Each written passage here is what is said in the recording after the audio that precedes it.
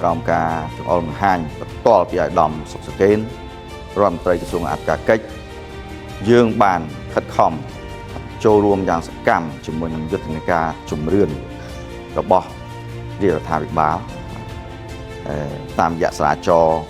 លេខ11សរស្ដីពីការបង្កើតគណៈកម្មការបាទធ្វើបច្ចុប្បន្នភាពរាជការសម្ព័ន្ធនិងជំរឿនមន្ត្រីជាក់ស្ដែងនៅតាមក្រសួងស្ថាប័នក្រោមចំណុះអង្គការនីតិប្រតិបត្តិបាទអញ្ចឹងយោងតាមស្មារតីនៃ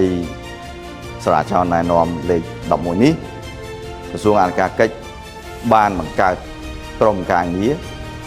ទទួលបន្ទុកធ្វើបច្ចុប្បន្នភាពរាជការសម្ព័ន្ធនិងជំរឿនមន្ត្រីជាក់ស្ដែងនៅចំណុះអង្គភាពក្រសួងអធិការកិច្ច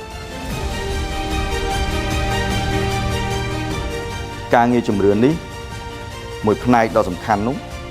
គឺនឹងអាចចូលរួមគាំទ្រទៅដល់ការអនុវត្តនៅយុទ្ធសាស្ត្រព4ច4របស់ក្រសួងអធិការកិច្ចឲ្យសម្រេចបានទៅតាមលទ្ធផល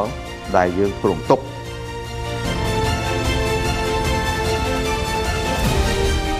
ដោយយើងបានជ្រាបហើយការចូលរួមក្នុងដំណើរការធ្វើជំរឿនក៏ដូចជាការធ្វើបច្ចុប្បន្នភាពរចនាសម្ព័ន្ធតាមក្រសួងស្ថាប័ននេះគឺជាការចូលរួមចំណែកអនុវត្តនៅគោលនយោបាយរបស់រាជរដ្ឋាភិបាលនីតិកាលទី7នៃរដ្ឋសភារបស់យើងផងដែរជាពិសេសគឺការចូលរួមអនុវត្តអនុសាសន៍សម្ដេចមហាបវរធិបតីនាយករដ្ឋមន្ត្រីនៃប្រជាជាតិកម្ពុជាដែលលោកបានផ្ដល់អនុសាសន៍ខ្ពង់ខ្ពស់ការពង្រឹងប្រសើរជាងការពង្រីកក្នុងស្មារតីនេះនិងក្នុងខ្លឹមសារនេះដំណើរការជំរឿនគឺមានមន្ត្រីចូលរួមសរុបសម្រាប់ក្រសួងអធិការកិច្ចចំនួន871នាក់ដែលយើងនឹងចែកជា2ថ្ងៃ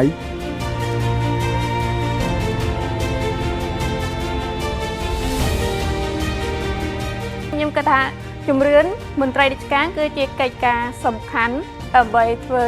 បច្ចុប្បន្នភាព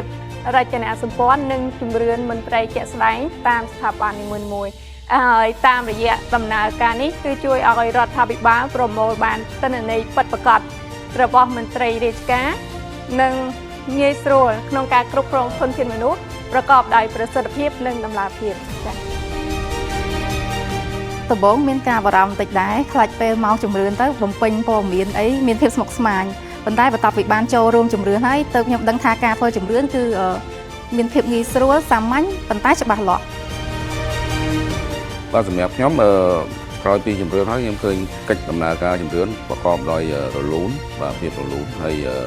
សម្រាប់ចម្ងល់គឺមិនមានទេគឺជាការចូលរួមគឺជាកាតព្វកិច្ចនិងជាកិត្តិយសបាទហើយខ្ញុំបញ្ញាចិត្តចូលរួមគ្រប់សកម្មភាពដំណើរទម្រង់របស់រាជរដ្ឋាភិបាលដែលបានដាក់ជូនបាទការងារជំរឿននេះមិនត្រឹមតែមានប្រយោជន៍សម្រាប់តែ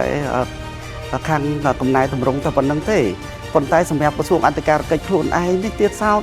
ក៏មានប្រយោជន៍ធំធេងណាស់បាទអត្ថប្រយោជន៍របស់គាត់ហ្នឹងគឺតកតងនឹង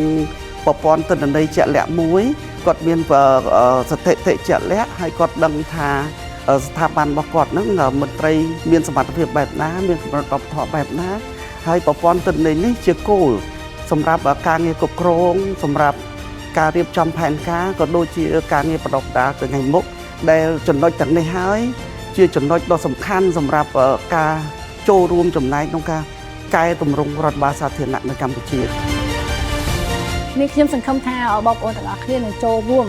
គ្រប់គ្រងនៅការជឿជាក់ទៅលើរដ្ឋាភិបាលក៏ដូចជាថ្នាក់ដឹកនាំគ្រប់ជាន់ថ្នាក់ដើម្បីចូលរួមធ្វើជំរឿនបានទាំងអស់គ្នាហើយនឹងសូមចូលរួមអនុវត្តគោលនយោបាយរៀបចំផ្ទះរបស់ខ្លួនឯងបានស្អាតទាំងអស់គ្នាចា៎ខ្ញុំមានចំបាទជាប្រធានក្រុមការងារជំរឿនរបស់ក្រសួងអធិការកិច្ចនិងបាទក្នុងនាមអាដាមសុកសកេនរដ្ឋមន្ត្រីក្នុងអធិការកិច្ចខ្ញុំបាទសូមសម្ដែងនៃការអំណរអគុណយ៉ាងជ្រាលជ្រៅជាទីបំផុតបាទជូនចំពោះ អាយដាមហ៊ុនម៉ាណីឧបនាយករដ្ឋមន្ត្រីក្រសួងមុខវិសាណៈនិងជាប្រធានគណៈកម្មការជំរឿនបាទរបស់ក្រសួងមុខវិសាណៈដែលលោកបានចំណាយពេលវេលាដ៏មានតម្លៃបានអញ្ជើញចុះមកពិនិត្យផ្ទាល់នៅដំណើរការជំរឿននៅក្រសួងអធិការកិច្ចរបស់យើង